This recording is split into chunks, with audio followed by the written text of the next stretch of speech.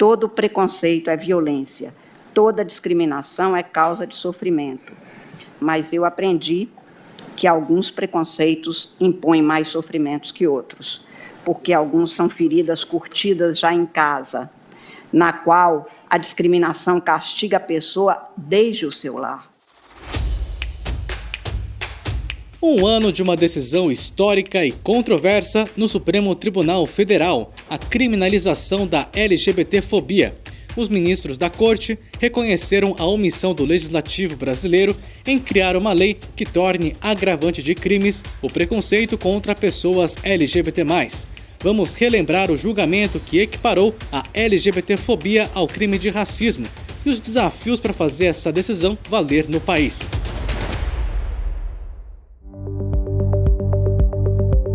Era 13 de junho de 2019. Depois de 6 sessões, o Supremo Tribunal Federal concluiu o julgamento que decidiu, por 8 votos a 3, criminalizar a homofobia e a transfobia.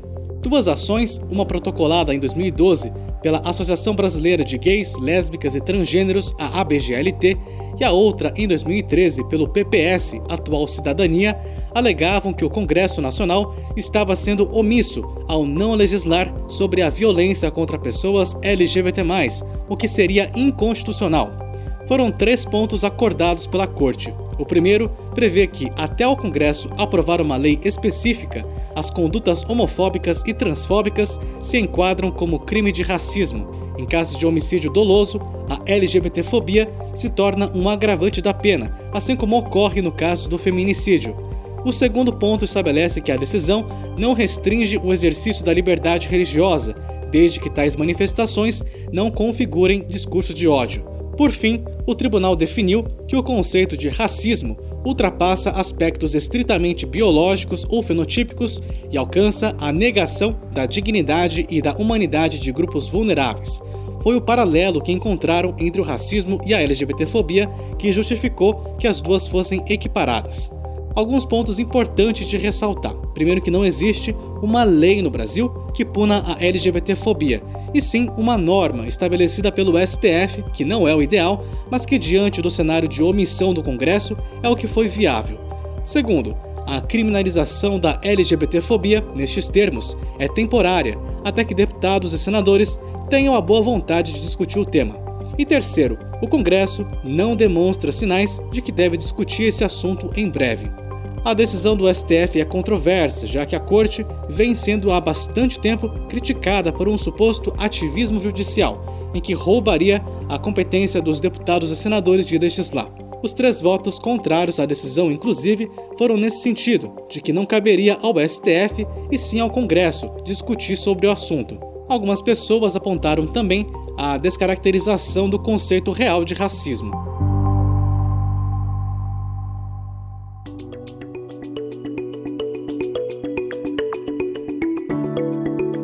Um ano depois da decisão do STF, na prática, ainda não se sabe exatamente o impacto da criminalização da LGBTfobia.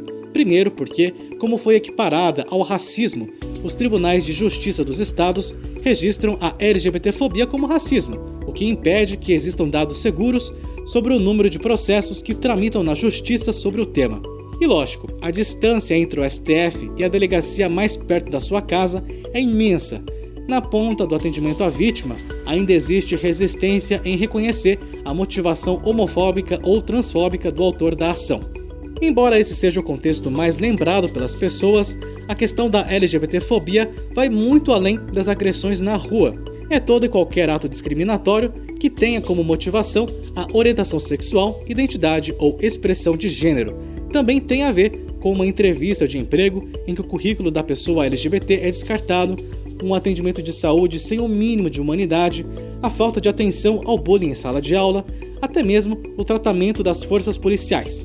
E se é a própria polícia que comete a LGBTfobia, a quem você pode recorrer? Ananda Matini tem 22 anos e é ativista política de São Gonçalo, no Rio. A violência policial faz parte da vivência dos moradores da comunidade onde ela vive. A truculência fica ainda mais forte quando se soma a orientação sexual ou a identidade de gênero que foge do padrão. Nanda, você comentou que foi alvo de transfobia em uma abordagem policial. Queria que você contasse esse episódio pra gente. Era no carnaval, fui brutalmente parada pela polícia, eu e meus amigos, né?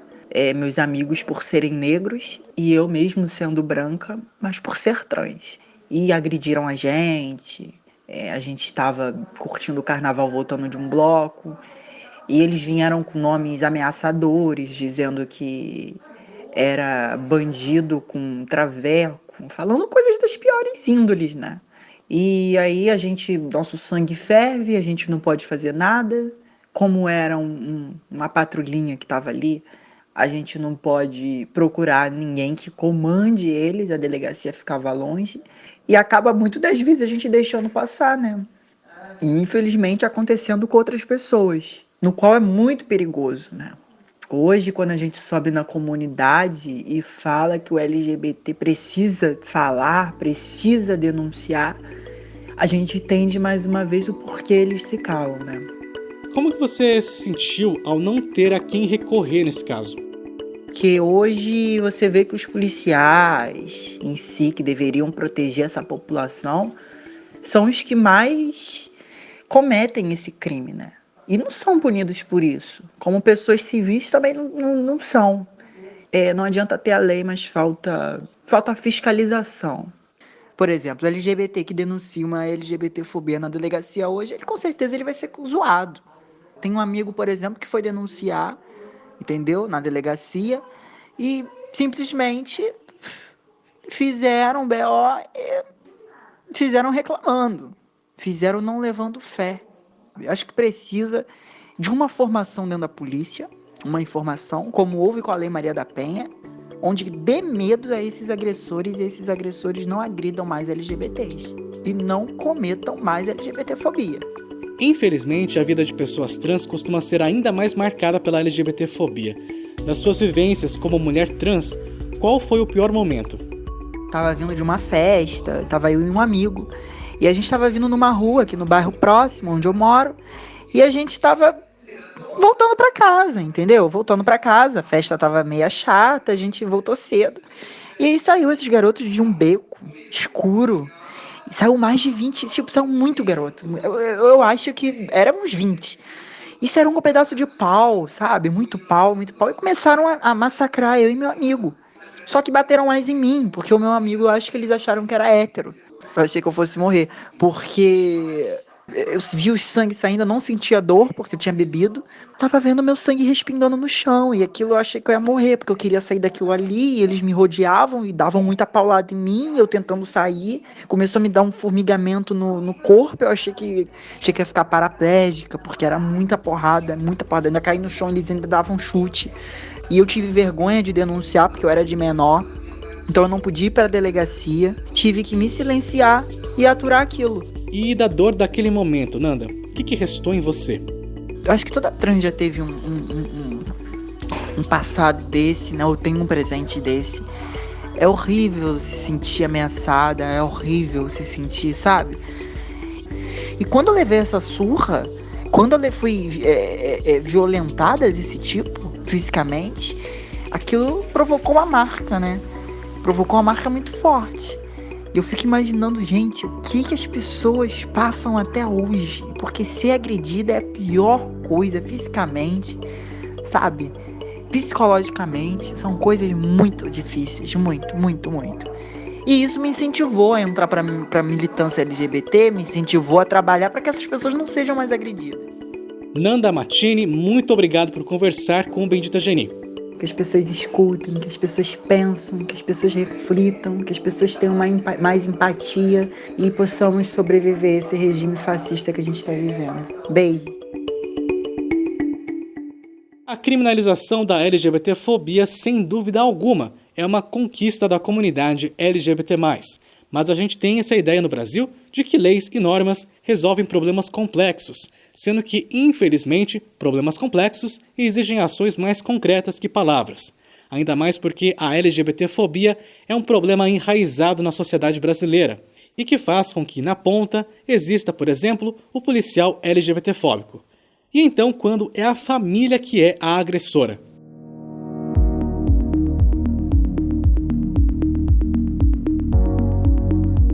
A Ariane Araújo tem 24 anos e é designer de interiores em Natal, Rio Grande do Norte. Há 4 anos, ela precisou deixar a casa dos pais onde morava depois que eles descobriram que a filha é bi. Ariane, conta pra gente, como foi essa agressão que levou você a sair de casa? Eu tinha um namorado e tudo mais, eles não sabiam da relação que a gente tinha, que era um relacionamento aberto, que a gente dava espaço um pro outro ficar com outras pessoas, então eu sempre preferi ficar mais com meninas. Minha mãe começou a ficar um pouco mais preocupada com a questão de eu ter colocado um alargador e tudo mais, querer trocar de faculdade, e começou a tentar, investigar mais a minha vida, assim, né? Sempre foram muito autoritários. Viram conversas minhas de WhatsApp, que eu tinha deixado no computador, com o meu namorado, e leram tudo, em todos os detalhes, e descobriram sobre o meu relacionamento aberto, sobre eu ter ficado com outras meninas. Foi uma coisa bem difícil, porque é seus pais, né? Como se você estivesse decepcionando ou traindo a confiança deles por uma coisa que você sabe que você não é errado. É você gostar de outra pessoa. Meu pai me deu algumas cinturadas como uma forma de correção. Falava, isso é por isso é por você ficar com mulheres e tal. E depois disso eu tive que ficar em cárcere, né, em castigo, para eu refletir sobre o que eu tinha feito. Então eu fiquei dentro de casa, trancada, guardaram chaves, guardaram qualquer tipo de forma de comunicação que eu tivesse com o mundo externo. Telefone fixo, computador, celular, tudo mais. E aí eu consegui achar, depois de um momento que eles tinham saído de casa, eu consegui achar um aparelho celular e um antigo carregador, peguei, consegui entrar em contato com o meu namorado. Eu falei para chamar a polícia e tudo mais. Ele tentou chamar uma viatura. Aí o pretexto dos policiais era que é normal isso acontecer nas famílias, é normal. E aí ele foi sozinho lá, ele e a mãe dele, tentar conversar com os meus pais para tentar entender tudo isso. Mas aí acabou que, mesmo discutindo e tal, eu disse que não ia aceitar mais isso e que eu ia sair dali. Não importa para onde fosse, eu ia sair dali porque estava difícil para mim. No momento que tudo estava acontecendo, o que passava na sua cabeça?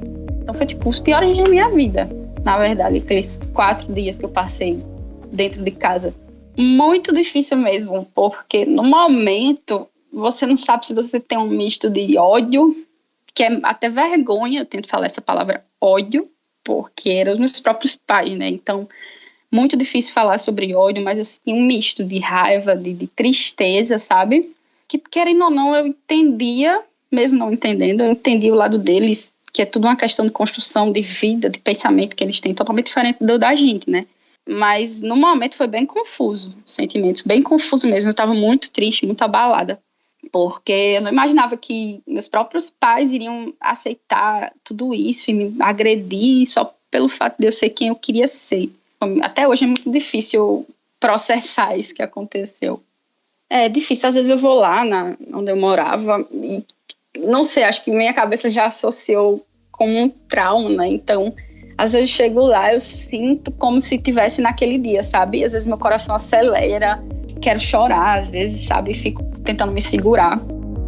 Na sua opinião, a criminalização da LGBTfobia resolve de fato o problema da LGBTfobia? A gente sabe, né, que é muito importante ter uma norma que criminalize a LGBTfobia e tudo mais, mas a gente sabe que, assim como outras leis no país, isso não vai ser totalmente seguido, principalmente porque muitas dessas situações foram como a minha, né, dentro de casa. Então tem aquele pretexto das pessoas normalizarem a agressão por ser forma de criação dos pais e de correção dos filhos, né, para eles serem como os pais e tudo mais. É importante, é muito importante, mas a gente sabe que ainda vai ser um caminho bem doloroso daqui para lá. A gente fica triste, né, por saber que não vai ser uma coisa que vai ser imediata, mas eu fico muito feliz mesmo de ver que isso vai mudar daqui a um tempo. Nossos filhos vão ter uma cabeça totalmente diferente, nossos netos, então vai ser algo totalmente diferente daqui para frente. Ariane Araújo, muito obrigado pela conversa. Tchau, Bruno. A Ariane ainda teve a sorte de ter um lugar para ir depois de deixar a casa dos pais, mas isso não é a realidade de todo mundo. Em abril, em meio à pandemia do coronavírus, a organização The Albert Kennedy Trust, da Inglaterra, recomendou que jovens LGBT+, não saíssem do armário para as famílias neste período de isolamento. A preocupação é que esses jovens sejam vítimas de abusos em casa, ou pior, sejam expulsos neste momento crítico. A gente espera que você nunca precise seguir as orientações que a gente vai dar a partir de agora, mas se acontecer, você já sabe o que fazer. A conversa agora é com a Júlia Castro, do podcast Juris o Quê?, nosso parceiro da rede LGBT Podcasters, para dar um passo a passo do que fazer em caso de violência LGBTfóbica. Júlia, os primeiros passos depois de uma violência LGBTfóbica são sempre na delegacia? Em todos os casos, a gente sempre quer que a pessoa vá à delegacia, mas a gente também sabe que delegados, muitos policiais delegados não são, vamos dizer assim, inclusivos, né? Então, a melhor opção, caso isso não seja possível, é que a pessoa procure a Defensoria Pública, porque a Defensoria Pública ela também pode agir de uma forma ativa, né? Não só de uma forma passiva, né? No sentido de defender, mas também nesse sentido de auxiliar essas pessoas. E existe também sempre alguns grupos pro bono que também podem fazer esse questionamento de forma privada, né? Esse auxílio. Fui à delegacia, mas não deu certo. Não quiseram registrar o BO por homofobia ou transfobia. O que eu posso fazer? Se existir qualquer tipo de vestígio físico, a pessoa, primeiramente, deveria procurar a delegacia. Mas aí a gente vai de novo com esse problema que existe, né, não só da falta de inclusividade, mas também porque, em muitos casos, existe aquilo de, deixa pra lá, vai dar nada não. Muito policial faz isso. E aí, a melhor opção é ir para um hospital. Porque aí você registra esse vestígio físico, né? E isso é importante, porque depois ele vai para o processo, né? Então, pelo menos você comprova que a LGBTfobia aconteceu mesmo. Para casos que não tem vestígio, aí, como o judiciário ele é muito LGBTfóbico e a legislação também é LGBTfóbica, por mais que a gente queira dizer que a pessoa vai entrar com o processo e vai ficar tudo certo, a gente não sabe. Então, são processos longos. As pessoas não deveriam revidar no momento da agressão porque bota elas em perigo, né? O ideal é sempre a pessoa buscar um auxílio oficial mesmo. No caso de violências físicas, né? O 190, que é a polícia militar, que de qualquer forma deveria ir, mas muitas vezes não vai, é negligente, principalmente em áreas carentes, né? Existe o Disque 100, que é para pronto-socorro e direitos humanos, tipo um pronto-socorro, sabe? E que deve ser acionado quando está acontecendo ou quando acabou de acontecer algum tipo de violação. Nos casos de violência doméstica em específico, é bom sempre procurar os de violência doméstica específica, que é, por exemplo, o Disque 180, que encaminha as denúncias para o Ministério Público. Júlia, que outras dicas você dá para quem sofreu uma violência LGBTfóbica e quer denunciar? E eu foco muito sempre na pessoa registrar o que ela puder registrar. Ah, mas eu tenho a conversa no WhatsApp. Gente, conversa no WhatsApp, eu apago todas as minhas mensagens se eu quiser. Então, o registro some. Então, sempre é necessário fazer backup desse tipo de coisa. Se você estiver conversando com alguém, ou se for por telefonema ou alguma coisa assim, você gravar a conversa. Na delegacia que você for, eles vão pedir que você dê um depoimento, por isso que eu sempre aconselho que a pessoa, a menos que seja o caso da agressão ter acabado de acontecer, eu sempre aconselho que a pessoa escreva o que ela vai dizer. Porque você não sabe com quem você está conversando. Policiais também podem ser LGBTfóbicos, você não sabe com quem você está conversando. De repente você está falando e você se confunde. A riqueza de detalhes, ela também ajuda para que não só você dê credibilidade, que nós somos sempre descreditados, mas também que você evita que você seja intimidado. Júlia, queria entender porque no caso de violência doméstica, existe a Lei Maria da Penha, que você falou que é aplicável também a mulheres trans e gays. Qual é a vantagem de buscar essa alternativa quando for aplicável? Eu sempre comento violência doméstica em casos de LGBTfobia porque a gente esquece. A violência doméstica ela permite algumas coisas que o processo de LGBTfobia não permite, que são as medidas protetivas. Então, nos casos das medidas protetivas, essas medidas servem para, obviamente, proteger, né, a vítima, e elas incluem afastamento, né, então, do lar, do agressor do lar. Então, você está morando com a pessoa que está te agredindo, essa pessoa é afastada desse local. Existe também da pessoa não poder manter contato com a vítima, né? Suspensão do direito de portar arma. Júlia Castro, muito obrigado por conversar com o Bendita Geni. E você que está nos ouvindo, siga o podcast Juris de O Quê no Instagram, @Juris de O Quê. Muito obrigada, viu? Até.